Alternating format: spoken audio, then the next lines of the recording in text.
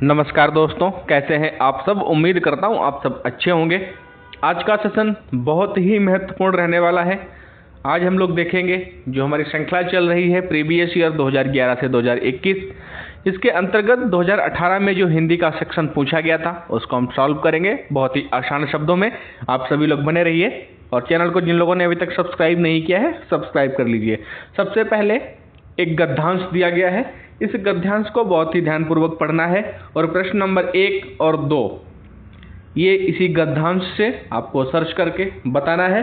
तो सबसे पहले गद्यांश को हम अच्छे से पढ़ लेते हैं, उसके बाद इसका अर्थ स्पष्ट करेंगे या प्रश्नों को सॉल्व करेंगे। सबसे पहले चलिए पढ़ते हैं।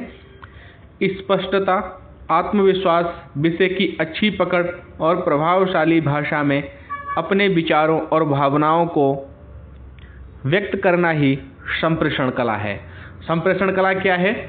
स्पष्टता, आत्मविश्वास, किसी भी विषय की अच्छी पकड़ और प्रभावशाली भाषा में अपने विचारों या भावनाओं को व्यक्त करने की क्षमता, इसे ही क्या कहते हैं? संप्रेषण कला कहते हैं, जो निरंतर अभ्यास से निखारी जा सकती है। एकदम परफेक्ट है। किसी भी चीज़ को बिना अभ्यास के नहीं किया जा सकता। तो आप लोग भी अपने अध्ययन में अभ्यास को बढ़ाए रखिए।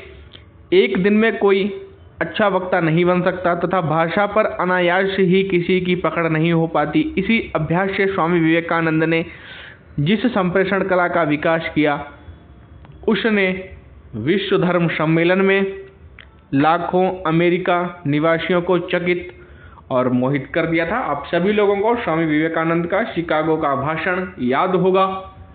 बहुत ही ओजस्वीपूर्ण भाषण था, वो अलग टॉपिक है। अभी हम अपने प्रश्नों को देखते हैं कि कौन कौन से प्रश्न इस पे आधारित हैं। संप्रेषण कला क्या नहीं है? तो अभी हमने लोगों ने पहले ही देखा था, पहली ही लाइन थी, विचारों और भावनाओं को व्यक्त करना सही है। प्रभावशाली भाषा, आत्मविश्वास भी ठीक है, लेकिन अलंकरण नहीं दिया है इसमें। आप लोग देखेंगे अलंकरण का प्रयोग नहीं हुआ है। मैं एक बार आपको दिखा देता हूँ। स्पष्टता, आत्मविश्वास, विषय की अच्छी पकड़ और प्रभावशाली भाषा, अपने विचारों और भावनाओं को व्यक्त करना ही संप्रेषण कला है। यहाँ पे अलंकरण शब्द का प्रयोग नहीं हुआ है, तो सही आंसर हमारा हो जाएगा ए, अलंकरण। अगले प्रश्न पे चलते हैं। संप्रेषण कला का विकास किससे होता है? तो आप सभी लोगों ने भी पढ़ा था कि संप्रेषण कला का विकास अभ्यास से होता है। भाषा अनायास ही नहीं आती है, भाषा पे पकड़ अनायास ही नहीं बन जाती है। इसके लिए क्या करना पड़ता है? अभ्यास करना पड़ता है। तो अभ्यास ए आंसर में लिखा है, तो ए आंसर हमारा सही हो जाएगा। अब हम और प्रश्नों को देखते हैं। गद्यांश पे आधारित ये 2 ही प्रश्न थे जिनको हमने बखूबी शानदार तरीके से सॉल्व कर लिया है। अब आप लोग देखिए कि 2018 के पेपर का लेवल क्या था। प्रीवियस ईयर बहुत ही महत्वपूर्ण भूमिका निभाता है, ये आप सभी को बहुत अच्छी तरीके से पता है। तो चलिए देखते हैं। निम्न में संयुक्त व्यंजन कौन सा नहीं है? तो आप सभी लोगों को पता है संयुक्त व्यंजन कौन कौन से हैं। तो ज्ञा है, त्रा है और छा है, लेकिन यह संयुक्त व्यंजन नहीं है। यह क्या है? यह अंतस्थ व्यंजन है। कौन सा व्यंजन है? अंतस्थ व्यंजन है। यह कैसा व्यंजन है? अंतस्थ व्यंजन है। और ये कौन कौन से हैं? छा का भी आप लोग जानते होंगे, का धन सा से हो जाता है छा का। त्रा का ता धन रा से हो जाता है, हलंत लगाना ना भूले। और ज्ञा का कैसे होता है? लेकिन यह कैसा है? अंतस्थ व्यंजन है। अगले प्रश्न पे चलते हैं। मेरे हिसाब से आप लोग बहुत अच्छी तरीके से इसको समझ गए होंगे। मृत्युंजय पद में कौन सा समास है? इसका जब हम समास विग्रह करेंगे तो इसका क्या निकल कर आएगा विग्रह में? मृत्यु को जीत लिया हो जिसने, अर्थात भगवान शिव। तो ये किसमें होगा? बहुव्रीहि। कौन सा हो जाएगा? बहुव्रीहि। भगवान शंकर के लिए है मृत्युंजय, जिसने मृत्यु को जीत लिया हो, अर्थात भगवान शिव। आप लोग बहुत अच्छी तरीके से समझ गए होंगे। अगले प्रश्न पे चलते हैं। अलंकार में किस उपसर्ग का प्रयोग हुआ है? उपसर्ग आप सभी लोग जानते हैं, अलम उपसर्ग का प्रयोग हुआ है। डी आंसर हमारा सही हो जाएगा। इसका जब हम अलग अलग करेंगे तो क्या हो जाएगा? अलम धन कार हो जाएगा। अगले प्रश्न पे चलते हैं। डी आंसर हमारा सही हो जाएगा। यह पुस्तक किसकी है? इस शब्द में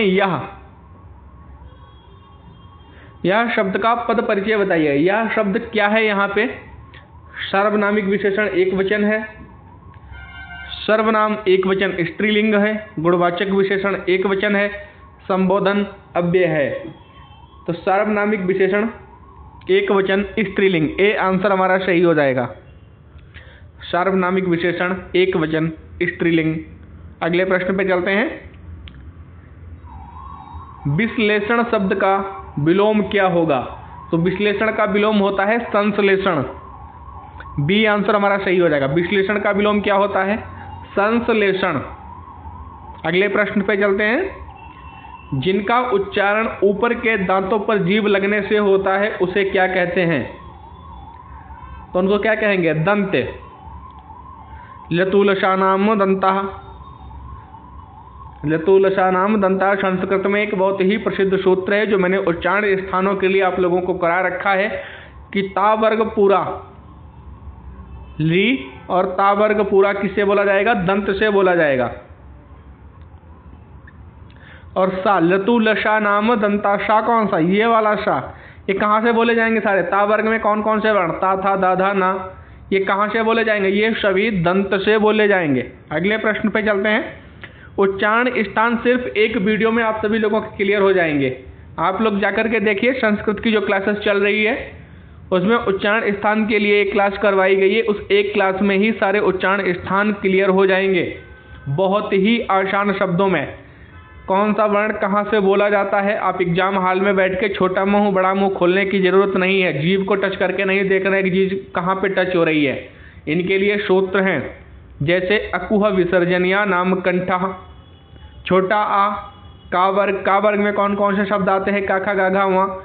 ये कहाँ से बोले जाएंगे? और विसर्ग अकुह विसर्जनिया नाम कंठा, कंठ से बोले जाएंगे।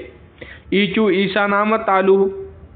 ई और चा वर्ग और शा कहाँ से बोले जाएंगे? तालु से बोले जाएंगे। उपो पद्मनिया नाम ओष्टो। लतुलशा नाम दंता। ए दत्तो कंठ तालु। आप लोग देखेंगे बहुत ही आसान तरीके से समझा रखा है। आप लोग जाकर के देखिए, उम्मीद है 100% समझ में आएगा। निम्नलिखित में से ऊष्म व्यंजन कौन से हैं? आपको ऊष्म व्यंजन बताना है। मैं इसको सही से लिख देता हूं। ऊष्म व्यंजन कौन से हैं भैया? तो सा, सा, हा, सा, सा, ये कौन से हैं? ये ऊष्म व्यंजन हैं। सल ऊष्माणा, सल प्रत्याहार के अंतर्गत आते हैं ऊष्म वर्ण।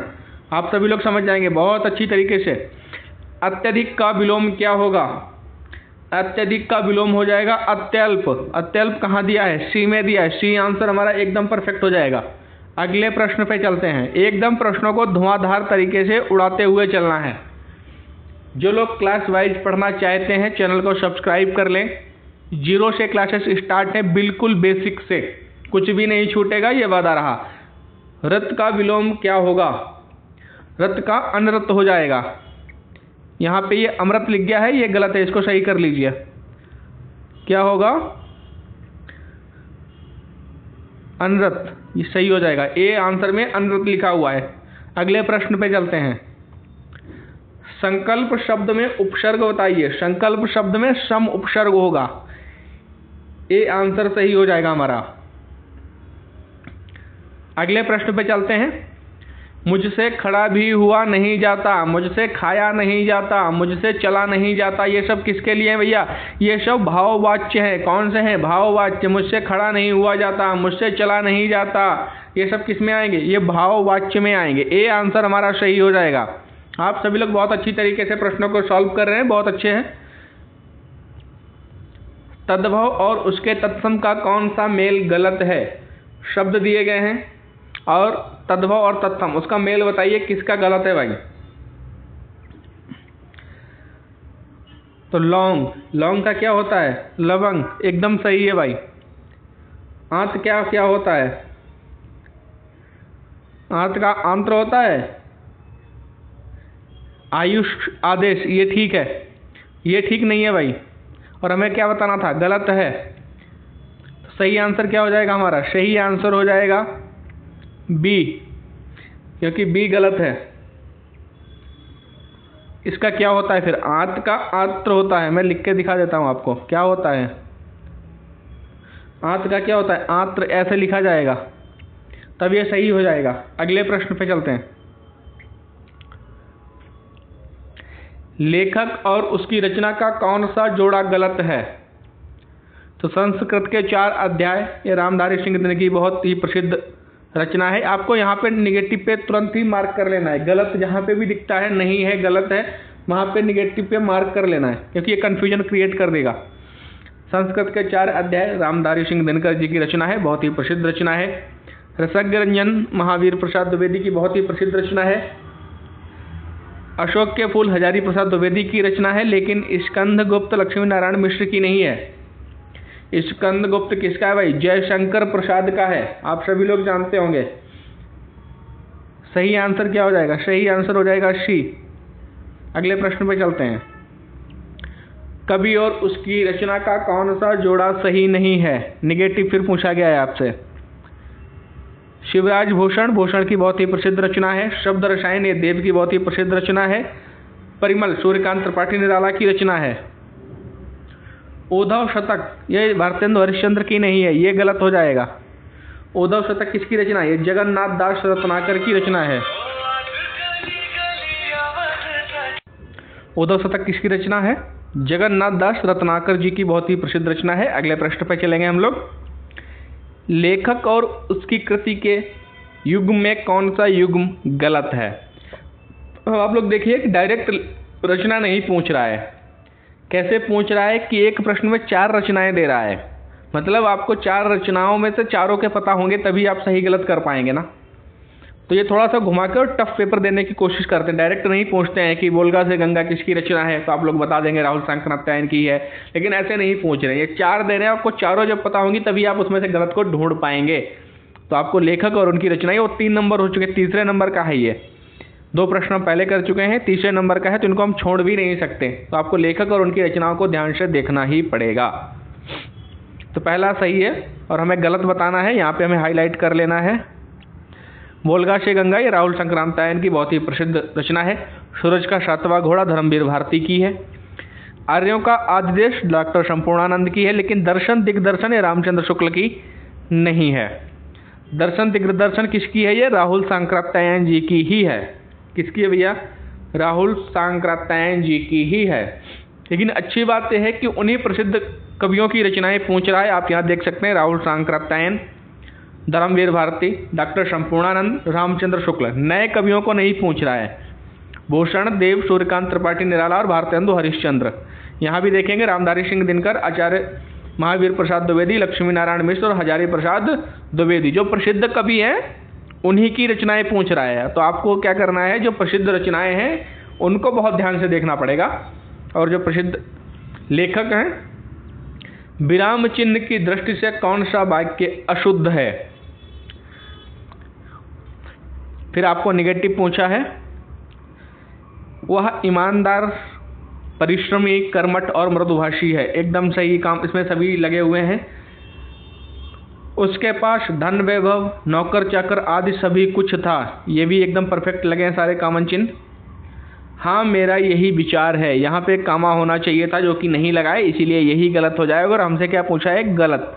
सी आंसर हमारा सही हो जाएगा। अगले प्रश्न पे चलते हैं। कौन सा शब्द भिन्न अर्थ और प्रकृति का है? चित्रंजन या चिरंतन, शाश्वत, सनातन, तीनों का अर्थ एक ही है, जबकि अधुनातन का अर्थ क्या है? आधुनिक। इसका क्या हो जाएगा? इसका हो जाएगा आधुनिक।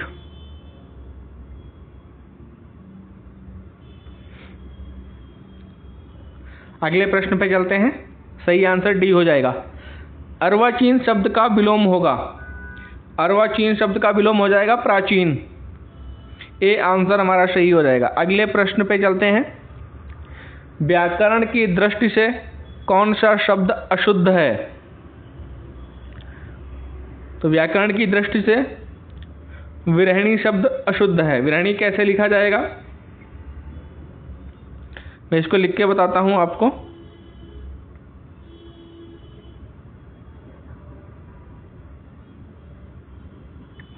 विरहिणी इसी तरीके से लिखा जाएगा। अगले प्रश्न पे चलते हैं। निम्न में से कौन सा युग्म गलत है। फिर से आपको गलत बताना है। आप लोग नोटिस कर रहे होंगे कि अशुद्ध गलत नहीं है, यही प्रश्नों में, सभी प्रश्नों में लगा रहा है। जैसे कि 1 से 2 प्रश्नों में भी ध्यान हटकेगा तो 1 से 2 नंबर आपके कटेंगे। एग्जामिनर पूरी कोशिश करेगा कि आपके 1 से 2 नंबर कहीं ना कहीं गलत करवाए, और अगर 30 में से 1-2 गलत हो जाएंगे, 1-2 आपको पता नहीं होंगे, तो आपका अपने आप ही 25 से अंडर में आ जाएंगे आप। तो इसको क्या करना है, आपको हाईलाइट करके रखना है। आपको 25 प्लस का ही स्कोर करना है। सभी पेपर को अलग अलग टारगेट करके रखना। लुटिया डूबना, सारा काम चौपट हो जाना, सही है भैया। माई का लाल अर्थात साहसी व्यक्ति, ये भी सही है। मुट्ठी गर्म करना, रिश्वत देना, ये सभी आप लोग जानते हैं। सब्ज बाग दिखाना, हरा भरा करना नहीं होता है, इसका मतलब होता है लालच देकर बहकाना, झूठा दिलासा देना, लालच देना। अगले प्रश्न पे चलते हैं। सही आंसर हो जाएगा बी। सब्ज बाग दिखाना का अर्थ हो जाएगा लालच देकर बहकाना। मेरी भव बाधा हरो राधा नागर सोय, जा तन की झाई परेश श्याम हरत द्युति होय। उपयुक्त में अलंकार कौन सा है, बताइए आप लोग फटाफट। तो सही आंसर हो जाएगा श्लेष अलंकार। क्या हो जाएगा भाई, श्लेष अलंकार। श्याम का 2 अर्थ हैं। श्याम के कौन कौन से 2 अर्थ है, प्रथम का श्री कृष्ण है और द्वितीय का श्यामला है, अतः श्लेष अलंकार होगा। सही आंसर भी हो जाएगा। अगले प्रश्न पे चलते हैं। गौशाला में कौन सा समास है। गौशाला में तत्पुरुष समास हो जाएगा। ए आंसर हमारा सही हो जाएगा। क्या हो जाएगा इसका, जब हम विग्रह करेंगे, गाय के लिए शाला, गौ के लिए शाला या गाय के लिए शाला, अर्थात संप्रदान तत्पुरुष हो जाएगा। अगले प्रश्न पे चलते हैं। देशभक्ति में कौन सा समास है। देशभक्ति में कौन सा हो जाएगा, तत्पुरुष हो जाएगा। देश के लिए भक्ति, सी आंसर सही हो जाएगा। देशभक्ति में देश के लिए भक्ति क्या हो जाएगा भैया, संप्रदान चतुर्थी, तत्पुरुष समास। अगले प्रश्न पे चलते हैं। प्रागे ऐतिहासिक में किस उपसर्ग का प्रयोग हुआ है। प्राक धन ऐतिहासिक होता है, तो क्या ही क्या हो जाएगा, प्राक। कहाँ दिया, ए में दिया है। ए आंसर हमारा सही हो जाएगा। बहुत ही इजी प्रश्न है, कुछ प्रश्नों को हटा दिया जाए तो बहुत ही आसान पेपर है। तुलसीदास किसकी कविता है, ये सूर्यकांत त्रिपाठी निराला की, और बार बार पूछी जा रही है ये, तो इसको आपको याद रखना पड़ेगा, बार बार पूछी जा रही है। सूर्यकांत त्रिपाठी निराला की और भी बहुत सारी रचनाएं हैं। अनामिका, परिमल, गीतिका, कुकुरमुत्ता, अड़िमा, नए पत्ते, वेला, अर्चना, आराधना आदि बहुत सारी रचनाएं हैं। अगले प्रश्न पे चलते हैं। बहिष्कार का संधि विच्छेद क्या होगा। बहिष्कार का जब हम संधि विच्छेद करेंगे तो इसमें विसर्ग संधि बनेगी। कौन सी बनेगी, विसर्ग संधि बनेगी, विसर्ग संधि। वही धनकार, सी आंसर सही हो जाएगा, वही धनकार। अगले प्रश्न पे चलते हैं। वैदेही वनवास किसकी रचना है, बार बार पूछी जा रही है, देख लीजिए आप लोग। 4 से 5 नंबर रचनाओं में ही निकल जा रहे हैं। अब 4 से 5 नंबर तो आप मिस नहीं कर सकते ना। 3 नंबर में से था कि 3 नंबर के प्रश्न कौन सा युग्म गलत है, 3 नंबर में वो हो गया। चौथे नंबर में आ गया तुलसीदास किसकी रचना है, किसकी कविता है। 4 नंबर का हो गया वैदेही वनवास किसकी रचना है। 5 नंबर की रचनाएं आ रही हैं। आप लोग समझ सकते हैं 5 नंबर बहुत महत्वपूर्ण है, तो रचनाओं को बहुत डीप पढ़ना पड़ेगा। शेष आप छोटी मोटी चीज़ें जो ग्रामर है, ग्रामेटिकल है, व्याकरण का है, वो आप लोग सभी कर ही लेंगे। यौगिक शब्द कौन सा है, ये सभी आप लोग कर लेंगे। संधि विच्छेद, समास, अलंकार। लेकिन रचनाएं कंफ्यूज करती हैं, कि आप लोग रचनाओं को बहुत ध्यान से पढ़िए। हिंदी में क्या है कि आप लोग पूरा पेपर बहुत अच्छी तरीके से कर सकते हैं, लेकिन रचनाएं ऐसी ऐसी कभी कभी पूछ लेता है जो आपने पढ़ी नहीं होती हैं। तो रचनाएं 5 नंबर बहुत ही महत्वपूर्ण है। छोटी मोटी जो हिंदी में चीज़ें पूछी जाती हैं, पुल्लिंग का कौन सा है, स्त्रीलिंग कौन सा है, ये तो सब आप लोग देखते ही उड़ा दोगे, इतनी प्रैक्टिस होगी, लेकिन रचनाओं में कन्फ्यूजन होगा, इसलिए रचनाओं को याद रखिए।